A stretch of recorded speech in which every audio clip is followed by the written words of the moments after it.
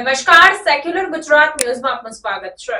ઈદે મિલાદના પર્વને ધ્યાને રાખી વડોદરાના મુસ્લિમ વિસ્તાર તાંદલજા ખાતે જુલુસના રૂટનું નિરીક્ષણ કરતા શહેર પોલીસ કમિશનર.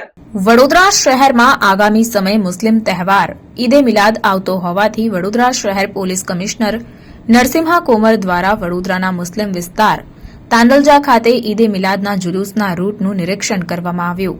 સાથે જ જેપી રોડ પોલીસ સ્ટેશન ખાતે મુસ્લિમ આગેવાનો સાથે ચર્ચા વિચારણા પણ કરવામાં આવી હતી.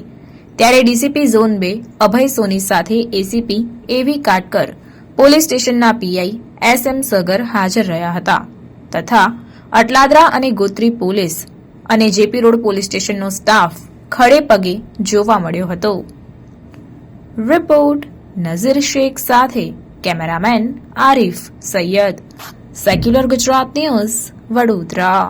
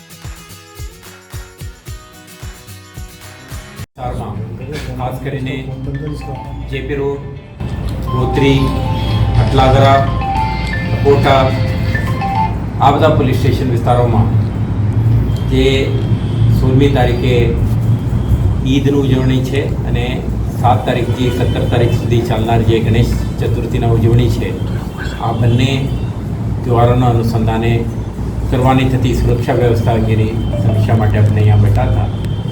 તો ડીસીપી, બંને ડિવિઝનના અસિસ્ટન્ટ કમિશનરો અને તમામ થાણા અમલદારો પણ મિટિંગમાં ઉપસ્થિત હતા. તમે જાણો છો કે 7 થી 17 સુધીના ગણેશ ચતુર્થીના અનુસંધાને આપણે સમગ્ર વડોદરા શહેર પોલીસના અધિકારીઓ કર્મચારીઓ તૈનાત છે અને સાથે સાથે બહારથી આવેલા ડીસીપી કક્ષાના અધિકારીઓ, ડીવાયએસપી, ઇન્સ્પેક્ટરો, સબ ઇન્સ્પેક્ટરો, 600થી વધારે અધિકારીઓ પણ આમાં સામેલ છે. તો આ વિસ્તારમાં ખાસ કરીને જે વિસ્તારમાંથી જુલુસ નીકળનાર છે એના અનુસંધાને આપણે વિગતવારની ચર્ચા કરી છે અને કેટલાક સંવેદનશીલતાને ધ્યાને રાખીને કયો જગ્યાએ ફિક્સ્ડ પોઈન્ટ મૂકવા, વીક પોઈન્ટ મૂકવા, ટાવર પોઈન્ટ મૂકવા અને કયો આયોજકો સાથે કેવી રીતે સંકલન કરવી, આ અંગેનો આપણે વ્યૂહાત્મક ડિપ્લોયમેન્ટ અંગેની ચર્ચાઓ કરી છે. સાથે સાથે આપણે ગણેશ વિસર્જનની જે પ્રક્રિયા હાલમાં ચાલુ છે, તો આપણે આ વખતે બાયલી ખાતે અને અટલાદરા, ગોત્રી વિસ્તારના કેટલા ગણેશો જઈ શકે નજીકમાં, તે માટે પણ આપણે એક આર્ટિફિશિયલ પોન્ડ પણ કાર્યરત કરી છે. તો વડોદરા ગ્રામ્ય પોલીસ અને શહેર પોલીસ અને વડોદરા મ્યુનિસિપલ કોર્પોરેશનના મદદથી અને આ આર્ટિફિશિયલ પોન્ડને એક્ટિવેટ કરી છે. ત્યાં પણ વિસર્જન થનાર છે.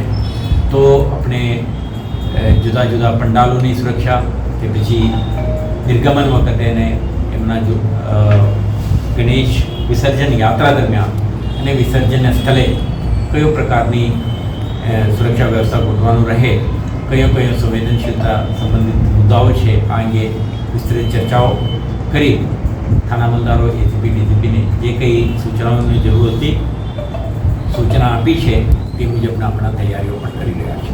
તો આજની બેઠકના અંતે તમામ અધિકારીઓ વિશ્વાસ વ્યક્ત કરી છે કે 14, 15, 16, 17 સુધીના તમામ ગણેશ તહેવાર સંબંધિત સુરક્ષા અને ઈદે મિલાદની જે સુરક્ષા છે સારી રીતે શાંતિપૂર્ણ માહોલમાં સંપન્ન થાય તે માટેના તમામ તૈયારીઓ કરી છે.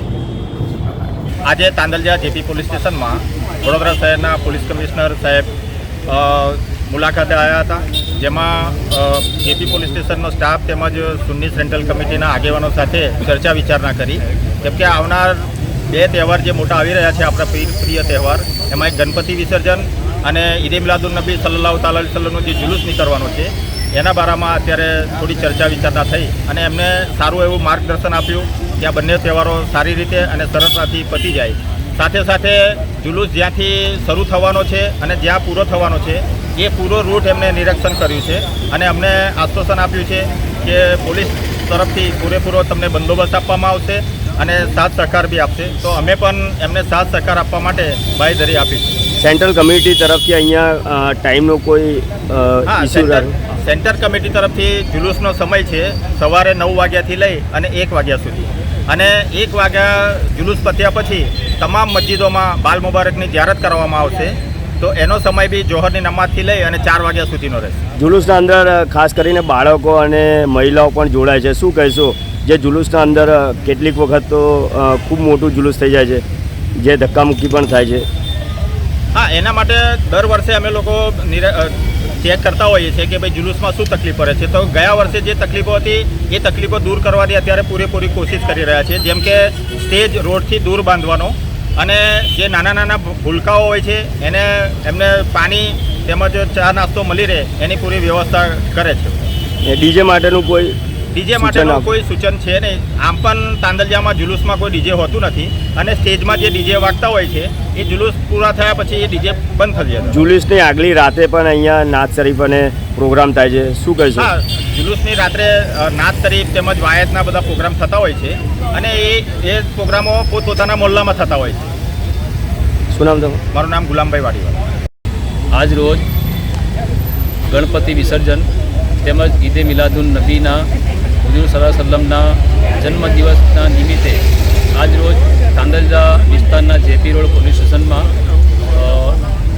અમારા વડોદરા શહેરના કમિશનર નરસિમ્હા કોમાર સાહેબની મુલાકાત કરવા આવ્યા હતા અને સુન્ની સેન્ટ્રલ કમિટી તરફથી મિટિંગ કરવામાં આવી અને પોલીસ ડિપાર્ટમેન્ટ તરફથી આશ્વાસન આપવામાં આવ્યું કે શાંતિથી તહેવાર થાય એવા એમણે સૂચનો આપેલા.